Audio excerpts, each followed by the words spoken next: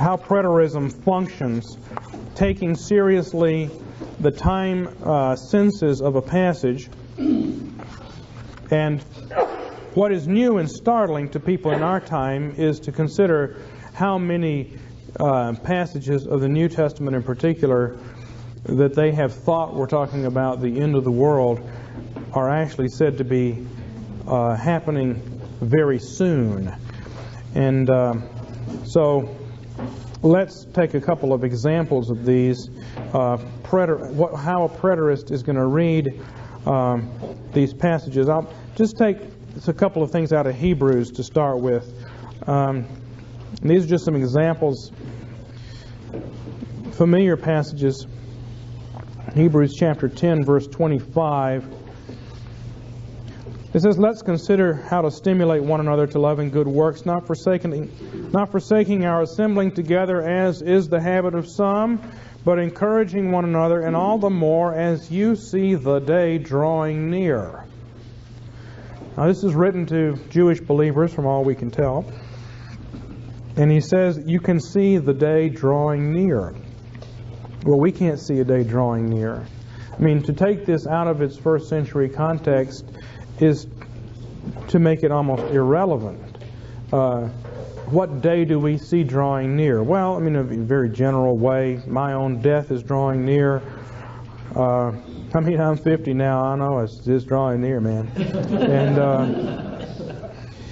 you know, the day of the Lord's day is drawing near. It's tomorrow.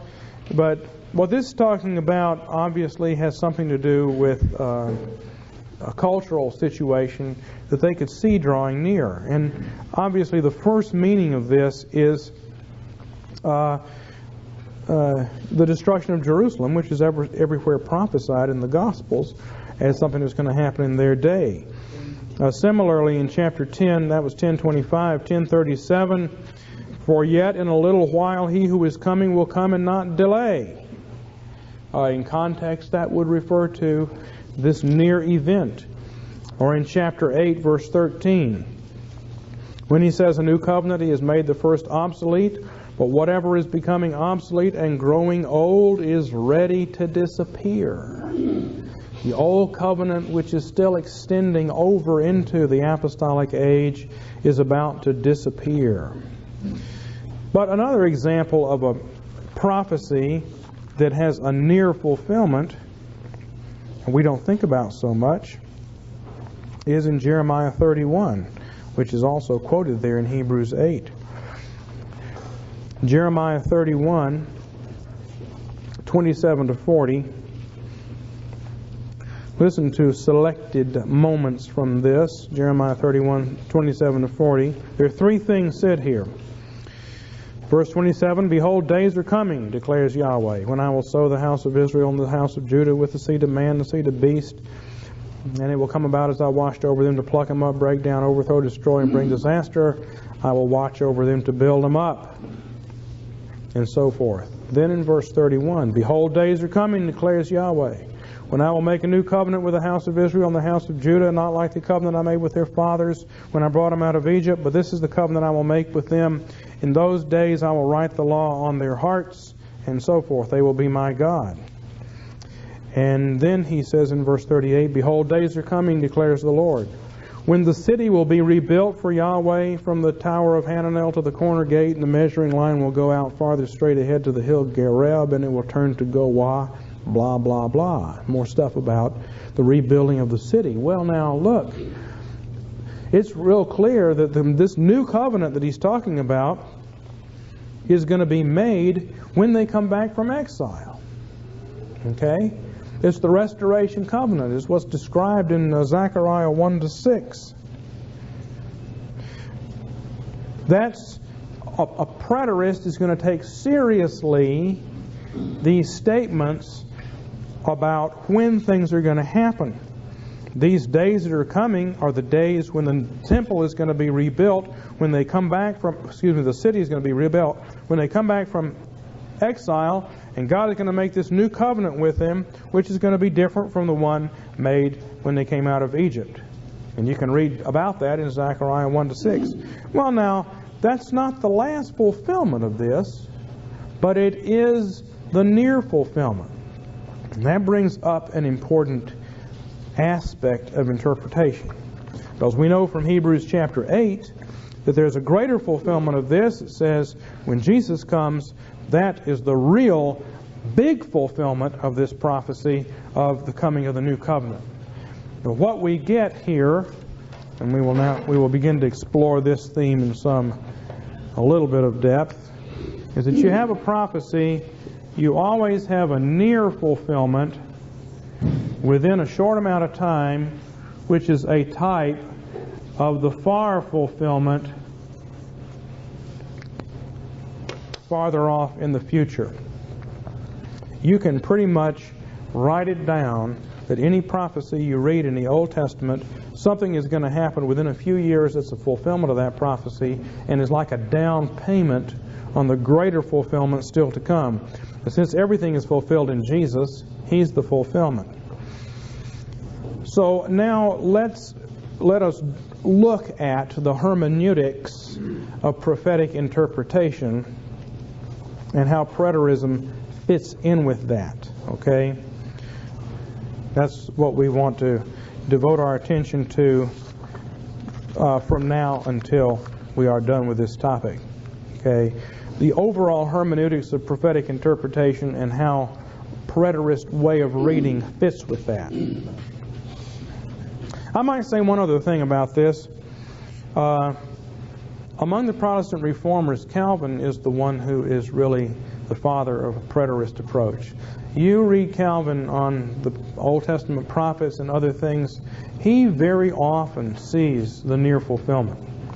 And you read Calvin in New Testament when everybody else was saying these prophecies have to do with the Roman Catholic Church. Calvin is saying, no, they have to do with the Roman Empire. They have to do with things near at hand. Calvin's interpretation of the little horn in Daniel is that he's Julius Caesar, whereas everybody else was saying he's the Pope. Calvin, I think one reason he never addressed the book of Revelation is he probably would have departed from all of his friends in what he did with it. But the few things he does do with New Testament prophecy also indicate that he took a much more preterist line. So I'm with Calvin. If you disagree with me, you're disagreeing with Calvin. And I just wanted to make sure that you knew that whatever you guys may think, it's me and Calvin. Preterism has a past aspect, a near aspect, a Christological aspect, and an ecclesiological aspect. Any prophecy in the Bible needs to be looked at in those four dimensions. It will use language from the past. There will be a near fulfillment. There will be a great fulfillment in Christ. And because we are in Christ, there's a further fulfillment in us. And you haven't really done justice to a prophecy unless you have said something about all of those. This isn't some weird Alexandrian hermeneutical trick here. This is just plain old biblical theological common sense. Let's talk about the past aspect. If you disagree with me, you disagree with common sense. Let's look at the past aspect of these prophecies, okay? All predictive prophecy draws on past events for the language used to describe future events. All predictive prophecy draws on past events for the language used to describe future events. This is really important, okay? And when the Bible uses the language of physical resurrection to symbolize the coming to life of the church, it's building on the fact that there really were human beings who died and who came back to life again in their physical bodies. And we'll get to that.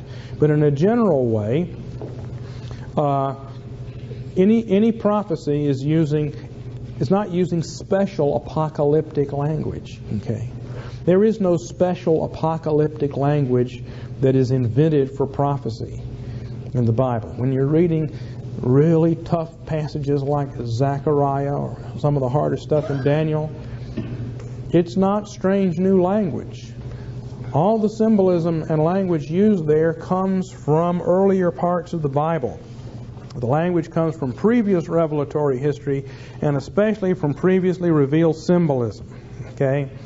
When you get to the prophecies which come in the third age of Israel, Okay, the first age of Israel is the priestly period from Moses to David. And the second age of Israel is the kingly period from David to the exile. And the third period, and that overlaps somewhat the third period, which is the remnant and the restoration, starts in the middle of the kingdom period with Elijah and the writing prophets and goes into the prophetic period. The language used in these books looks back, first of all, to the Temple of Solomon and its liturgical features and to the kingdom history. You don't want to miss that. Okay, in a general way, when you're reading in Daniel chapter 11 about the king of the north and the king of the south and the king of the south and the king of the north, and they did this and they did that, think to yourself, wait a minute, this has happened before. The book of Kings is all about northern and southern Israel and how they didn't get along. Well, what happened earlier is happening again in a broader compass. And then it pushes through the kingdom history in the Temple of Solomon back to the tabernacle and the priestly history and the tabernacle's liturgical features. And then the tabernacle itself is looking back to Genesis 1 to 3, the creation of the world. Because the features of the tabernacle are symbolic versions of the stuff God made in Genesis 1 and of the garden that's made in Genesis chapter 2. So if you're reading in Zechariah, and Zechariah says, I saw a lampstand with 49 lights on it, and I saw 2 olive trees back behind it, and there were these olive branches, and there were these big clusters of olives on it, and gold was flowing from the olives into the light. You got to think, okay, this is going to push back to Solomon's temple, and Solomon's temple, you had 2 olive wood cherubim, and you had the lampstand, and then of course the lampstand itself is going to push back into the tabernacle, which was a 7-fold lampstand, and what it represented, and then that's going to go back, actually it's going to go back to the burning bush on Mount Sinai, which is midway up Mount Sinai, and so that's where the tabernacle is. It's in the middle of the lampstand is in the middle of the tabernacle, so we want to gather up the burning bush motif. And then we want to push all the way back to the 4th day of creation, which is what these lights represent. This is the 4th vision of Zechariah's 7 night visions, has the lampstand, and so what do the lights represent back in Genesis? But the symbolism you trace back, and as God has added things to it along the way, when you get to Zechariah, you can understand it. It's not something strange that just comes out of nowhere. It has its root back through what God has said generation after generation. And the hard thing for us is we have to pick it up all at once. They had about 1,000 years to learn all this. You know, they got to live with the idea of the sun, moon, and stars being up there as symbols of rulers and governors and to establish times, and they get used to that idea. And then they have the burning bush. Burning bush. And then they get the lights in the tabernacle and say, that's an almond tree. What does an almond represent? Well, it makes it watching and overseeing. So these lamps are watching and overseeing things, and they're rulers, and they're kind of like these lights here. And they get used to that for about 500 years. And then we get the temple, and we get 10 lampstands. And we get 10 silver lampstands as well as gold ones. And there's all these lampstands. You kind of get used to that idea, and olive cherubim and olives and olive oil being all over everything. You get used to that for 500 years. And then you get to Zechariah, and you see what's going on there. And it's easy. But, see, we kind of have to trace that through ourselves. That's just one little teeny-weeny example of how language... any predictive prophecy type things has this past reference. And so to understand it, we want to look back. We don't want to use our imagination. Okay? There's nothing imaginative about anything I do. It's all biblical. You don't want to just dream up what it might mean. You want to look back. For instance, in Daniel chapter 2, you have the metal man. Remember our friend the metal man? In Daniel 2, he says he saw a head of gold and a chest of silver and then legs of bronze and feet of iron. People say, well, that comes from the ancient world. They believe there was an age of gold and there was an age of silver, an age of bronze. Now, of course, we're living in the worst time of all. People always believe that former days were better than today. We're living in the worst time of all. Actually, that's not true. That's an inversion of reality. The kingdom is always growing, as a matter of fact. Now is the best time to live. But you may not agree with that. And they say, well, you know, these 4 ages come from Hesiod, and this was common stuff around the ancient world. No, it didn't. Okay? I mean, I don't really care. Those 4 metals come from the temple and the tabernacle. Okay? The Holy of Holies, which is the head, is made of gold. And then between the top of the tabernacle and the bronze stuff in the courtyard is silver. And then in the temple itself, iron is used for the doors. So if you were to diagram the temple, you'd have gold at the top, and then you'd have a whole bunch of, well, here's the temple. Stuff inside here is made of gold. All around it are silver lampstands and tables. Farther out here are the bronze altar and the laver, and then farther out here are the iron doors. And that's the progression. And that represents a human being. It represents the Messiah. He's the tabernacle. And then you and I are tabernacles. And so gold down to iron is a human construction. And that's where the imagery comes from in Daniel. And they're being said, this is a new house of God. God is showing Nebuchadnezzar, I'm setting up a new house. And I'm using the imagery that's already been established. Okay. The 4 beasts in Daniel 7, those aren't just interesting beasts from around the ancient world. They relate to the cherubim. There are 4 cherubim that guard God's throne. There are 4 beasts that guard God's people. Zechariah chapter 1. Here's a good example of a passage that's often misinterpreted by imagination instead of by careful, by doing what you ought to do. Zechariah chapter 1. Zechariah says, I lifted up my eyes and looked. This is verse 18. And behold, 4 horns.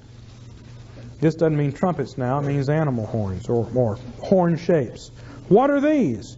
These are horns that have scattered Judah, Israel, and Jerusalem. And then the Lord showed me 4 craftsmen. What are these coming to do? Look, these are the horns that scattered Judah. No man lifts up his hand, but these craftsmen have come to terrify them, to throw down the horns of the nations, to scatter the horns that have come against the land of Judah. Okay, what is often done with this? Well, horns are symbols of power. These 4 horns are the nations that have come in, and they have torn up the land of Israel, but God is going to defeat these Gentile powers. Well, there's a problem. In the first place, there haven't been 4 empires come against Israel. But the other thing is, everything in these visions takes up from the temple, and these 4 horns are the 4 horns of the altar.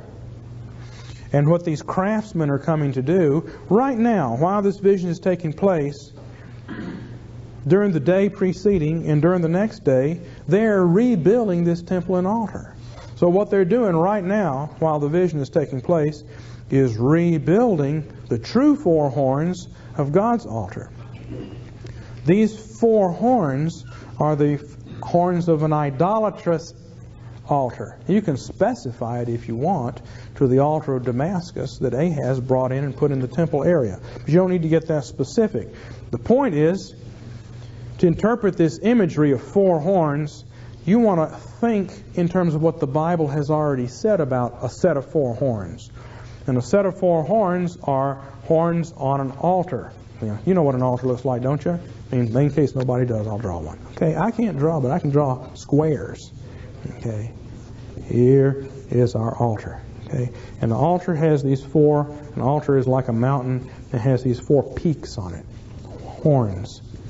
Blood is put on them during the purification offering and other things. All right, altars always have these horns, and the horns that have scattered Israel and Judah and Jerusalem is idolatry, which they need to repent from. And the craftsmen are coming to put up God's temple and restore true worship. So that's the idea here. The political aspect of it is secondary. Well, that's just another example of looking back through the Bible to get the root of what imagery means.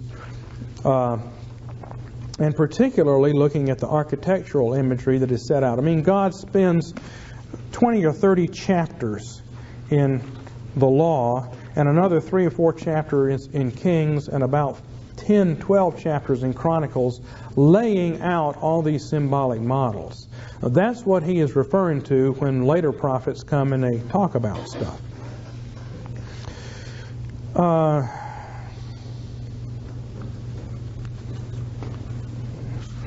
So that is the past references are very important. Okay, understanding what's going on. The sequence of events in the book of Revelation, for instance, has a relationship to the set of 7 feasts that took place in the Israelite year. If you understand that, you can follow the progression of events in Revelation more easily, because it's building up from it. But then there is the near aspect. That's the past aspect of prophecy, talking about hermeneutics. Moving right along, the near aspect. Most often the focus in predictive prophecy is on a near event which hints at a far event. The near fulfillment is a down payment on the far fulfillment and a guarantee of it. In other words, when you see the near fulfillment, it confirms the prophet's words, and that way you can trust the far aspects of the prophecy. Sometimes the prophecy obviously is focusing on something very distant, but it has a near fulfillment as a sign. And most often the language of the prophecy seems to be pretty much exhausted with the near fulfillment, and it's only later on that we see that in Jesus there's a greater example. We've already looked at Jeremiah 31. Okay? You would probably tend to think, if you were living after in the days of Zechariah or Malachi, you'd read that prophecy and you'd say, yeah, when God brought us back from exile, we rebuilt the temple. Israel, northern and southern Israel were kind of reunited. And Zechariah talks about that. And then also God made this new covenant with us, and the people really love the law. Of course, now they're straying from it, but that's no surprise. They always do. So you might tend to think, well, that's all been fulfilled. It's all happened. But then when we get to the Gospels, we find out, no, there's a greater fulfillment. But it's also true that sometimes the prophecies use language that is too much for a near fulfillment. Now look, this is important, folks, because the New Testament prophesies that Jesus is going to come back and judge the quick and the dead, and that there's going to be a general resurrection, and that there's going to be an end of history. And that hadn't happened yet. But most of the New Testament prophecies are dealing with a near event, which is a down payment on that far event. The destruction of Jerusalem is not just the end of the old world, it is also the near fulfillment down payment pledge of the ultimate judgment to come.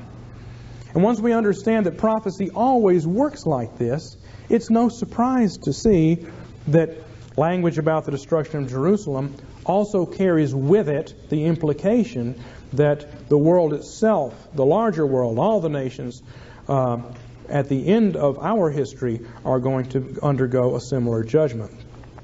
A good example of this, we don't have time to read all these, I'll just give them to you. 2 Samuel chapter 7. You know the passages where God says to David, your son will sit on my throne, and I will be a father to him, and he'll be a prince of peace. Solomon means peace. Okay? So it's talking about Solomon. But when you read it, you think, there's a couple of things here that just go beyond Solomon. And so that's why we know that David's son, who's going to sit on his throne forever, is not just Solomon. Solomon is the near fulfillment, but the far fulfillment is Jesus. Okay? And even Solomon himself is not the first fulfillment. There was another guy named Solomon before Solomon that would have been probably the fulfillment of this prophecy. You know who that was? He lost it big time. His name is the same as Solomon. Absalom. Okay? But Absalom blew it, so we get Solomon, who is the second Adam, the second Solomon. Wasn't that fun? Didn't you like that? Okay? Then he becomes king. See? First Adam, second Adam. First Solomon, second Solomon. I love this stuff. Then there's Isaiah chapter 7 and 8. And you know that prophecy. A virgin will conceive and bear a son. And then it just follows right up. Isaiah says, I went into my wife and we had a child whose name was, great name, Who remembers Maher Shahal Hashbaz, right? That's right. What we all want to name our sons, but our wives won't let us. Okay? And he's the fulfillment. And you would almost think, I mean, you read that passage and you think, well, that's it. But of course we know that that's not it. Okay? So those are examples. Near fulfillments that speak to a far fulfillment yet to come. I'll give you the most fun one here when we get to the end. Then there is the third dimension of any predictive prophecy is the Christological aspect. Jesus fulfills everything. Okay? What does it say in the law? If a man has a stubborn son and rebellious, his parents bring him and they say, this our son is a glutton and a drunkard, and they put him to death. What does Jesus say? He says, John the Baptist came and you didn't like him, and then the son came and you said, a glutton and a drunkard. So you put him to death. See, exactly, precisely the language out of Deuteronomy applied to him. That everything in the Bible gets fulfilled by Jesus one way or the other. So when you read Hosea 11, chapter 11, verse 1, when Israel was a child, out of Egypt I brought my son, you'd think, well, that's it. But it turns out in Matthew chapter 2, verse 5, that Jesus fulfills that as well. Or I don't remember right off the bat what this one is. That was Hosea 11:1 plus Matthew 2:15. Oh, Jeremiah 31:15. Jeremiah 31:15, a voice is heard in Ramah, lamentation and weeping, Rachel weeping for her children. That's a prediction of the destruction of Jerusalem that's just about to come in the days of Jeremiah. Jeremiah 31:15. But then again, we get this interesting other fulfillment in Matthew chapter 2, verse 18. You'll remember the slaughter of the innocents, as we call it. So everything is fulfilled in Jesus. We don't need to spend time on that. And then fourth, we got the past aspect of prophecy, the near fulfillment, the fulfillment in Christ, and finally the fulfillment in the church. The church is in union with Jesus, and so everything that's true of Him gets true of us. And we fulfill it as well. Okay? So if... let's see if I can find some examples real quick like here. 2 Samuel chapter 7, talking about Absalom, and then Solomon, and then Jesus as the king. It says, I will be a father to him, and he will be a son to me. When he commits iniquity, I will correct him with the rod of men and strokes of the sons of men. Well, of course, that applies to us too, doesn't it? Okay? See, because we're in Christ, Jesus didn't commit iniquity, but we do. And God is the Father for us.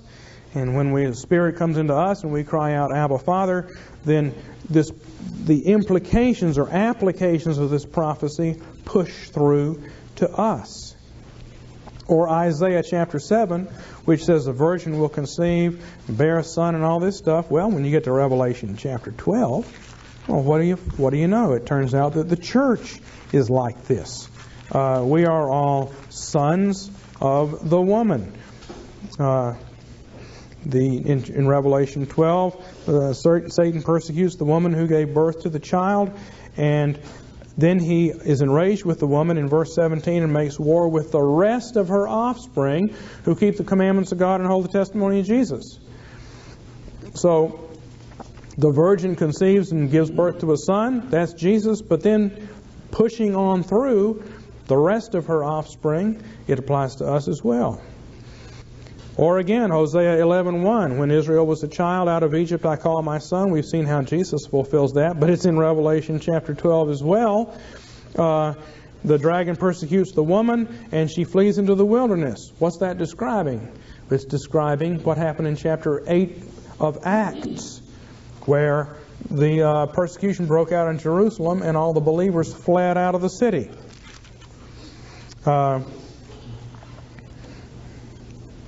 The city mystically called Sodom in Egypt. So the calling of the church out of Egypt takes place in the book of Acts. And it can take place again in our day, depending on various situations. Or, see, I have one more down here, example of how the church fulfills these prophecies. Let's see if I can... Oh, I'll pass on that one. That won't take too long. Okay. But of course, there is a recurring character of ecclesiastical fulfillment because church is ongoing until the end. And so you see major fulfillments of these prophecies in the apostolic age. We see an application to the 7 churches in Revelation. The 7 churches in Revelation, the imagery used for those 7 churches comes from the Old Testament progressively. Moving from the garden to the wilderness to Thyatira, you've got image from the kingdom period, and in Philadelphia, you've got image from the restoration after the exile, and so forth. It moves through, and so all the church is fulfilling everything that was before, and then it has an application to us as well. Now, one last passage, I think it's useful to consider.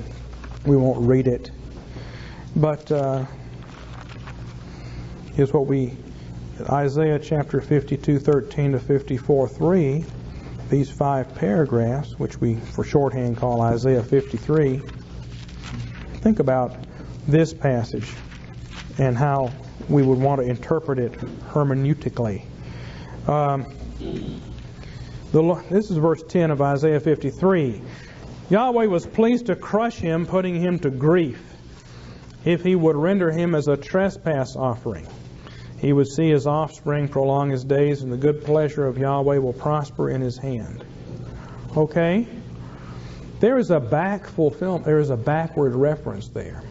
The backward reference is to the trespass offering and to the whole calling of Israel. I don't have time to develop this, but the nation of Israel,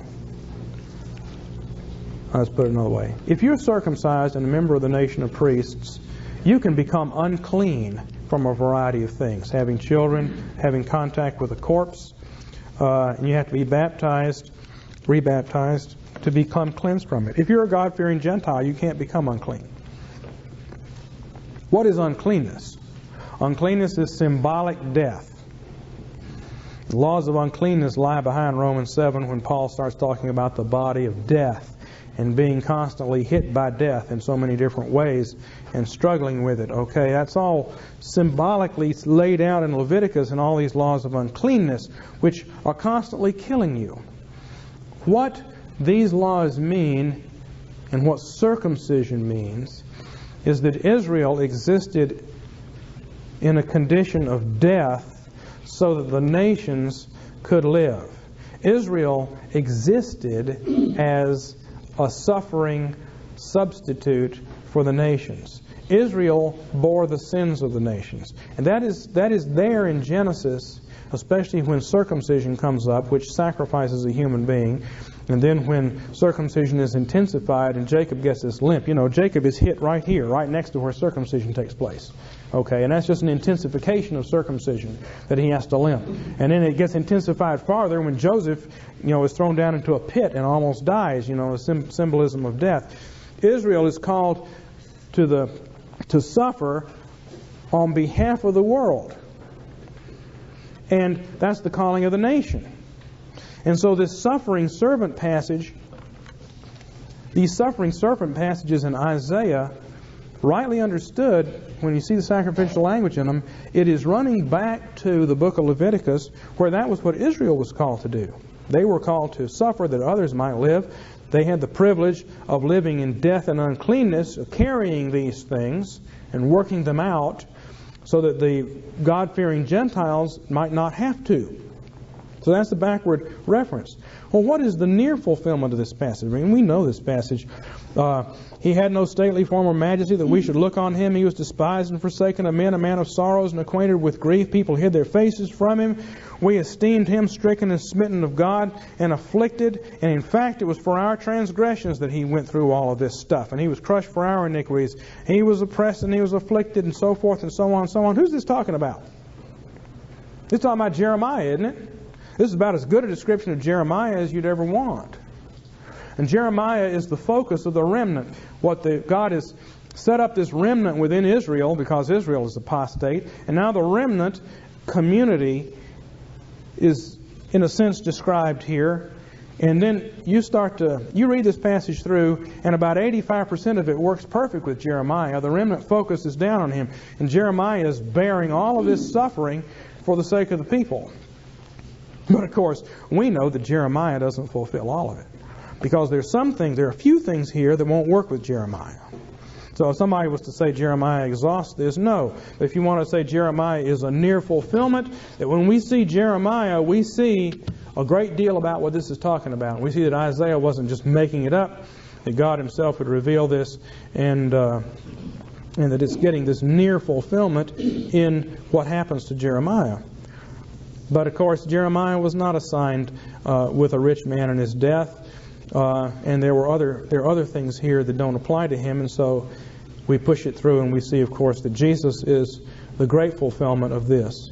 But if it's true of Jesus, then it's true of us, isn't it? So if you want to preach this, you don't want to just leave it. You don't want to just leave it with Jesus. You want to say, well, here we are, and God frequently calls Christians to bear the burdens of others. Now, we may have the privilege of dying for the life of the world. Go outside the city and join Jesus in some form of martyrdom, some forms of letting go so that others may have. That's part of our calling as well. And we shouldn't be surprised when people esteem us stricken and smitten, and when people say that God is punishing us for our sins. We shouldn't be surprised at that, because we're in Christ and that's what happened to Him.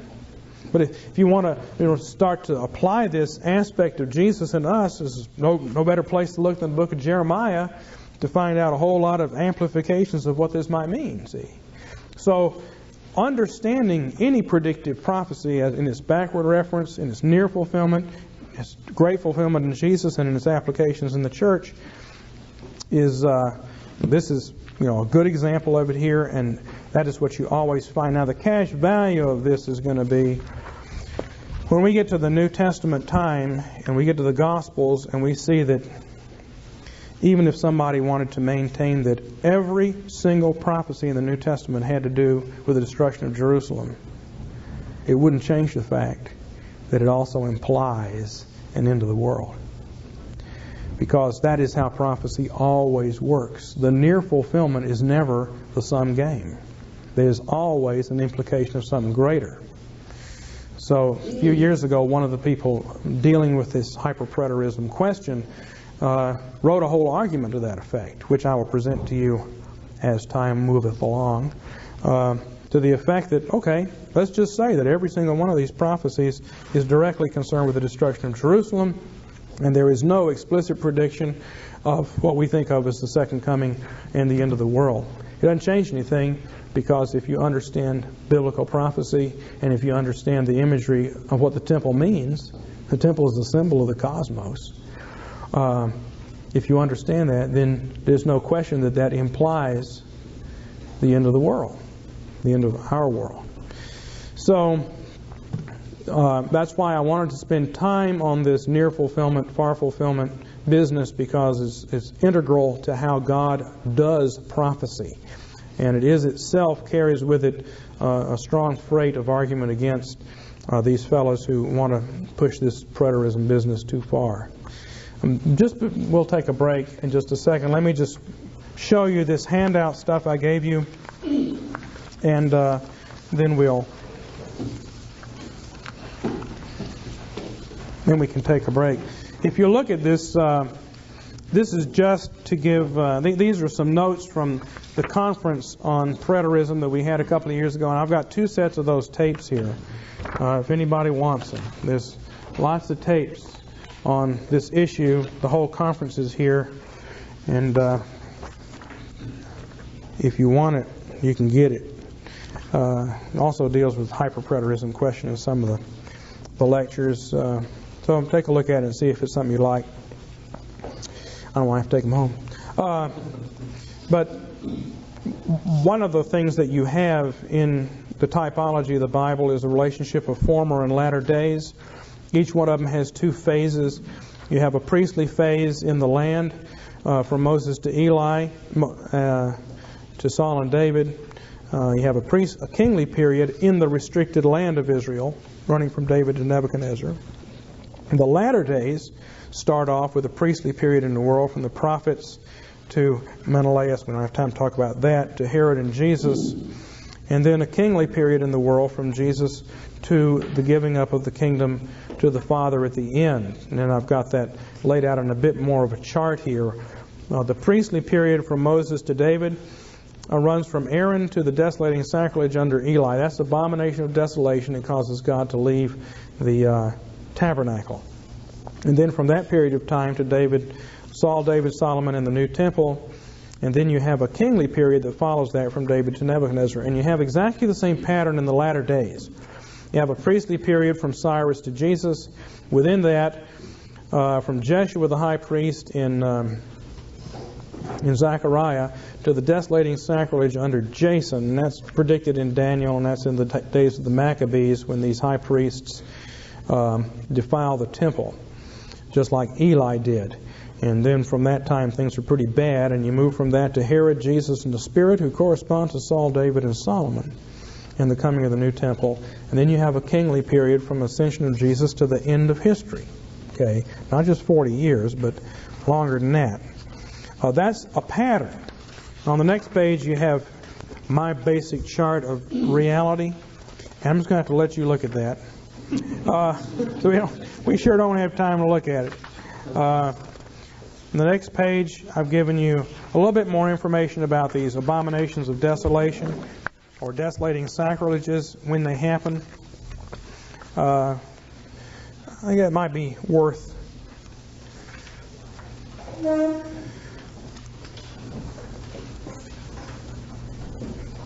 No, we don't have time for that. We got to move on. That's fun. You can have fun with it. And then finally, I've given you 2 pages here.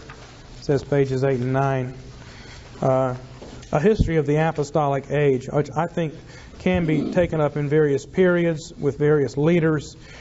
The first period, I think, lasts just 6 months, from Pentecost to the death of Stephen. We're in Jerusalem. We haven't been scattered from it yet. I think Matthew was written during this time. This is when Satan is cast down. He attempts to silence the church. Then we have scattering from Jerusalem to the death of James when we're in Judea and Samaria. That's from AD 30 to fall of 44. We begin with the conversion of Paul. We have these leaders. I think James was written at that time because I think James was written by James, the son of Zebedee. And it's a commentary on Matthew. I don't think James was written by James, brother of the Lord. That's another topic for another time. We get Peter Lightheart to discuss that sometime. And the Gospel of Mark would have been written then. Peter is the main character during this period. And then I think Satan is bound by the conversion of Paul at this time. And we're told in Acts that there was a period of peace for the church in which the church built up. And then we have an outbreak of a second attack on the church, and that is the Judaizing conflict, which runs down to the end of Acts. And Paul becomes the leader here, and Satan is loose to attack the church by means of false doctrine. Then the Judaizers are defeated. We have another period of peace from AD 60 to 64, during which Satan is returned to the abyss, according to chapter 17, verse 8 of Revelation. Satan has been loose. He's been tearing everything up. But then he is sent back to the abyss for a short while, and the church is completed. And then he returns from the abyss, seduces Nero, brings this great persecution of the church, and then we come down to the end of the period. So that's, again, something that may be of use to you as you consider these things. The last 2 pages in this handout is stuff we'll get to in the rest of the lectures here. So let's take a break, and we'll come back in 10 minutes.